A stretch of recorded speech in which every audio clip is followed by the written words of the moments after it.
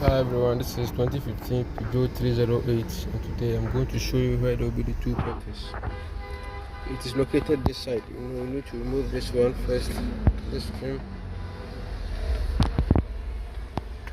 this one first. After I see this one,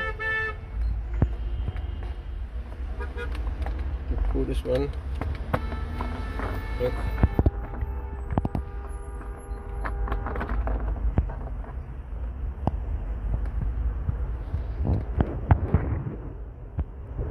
See it? There's the OBD2 port. So this trim first, two from down. Then after this one is also here. Behind the gear lever. This one. So.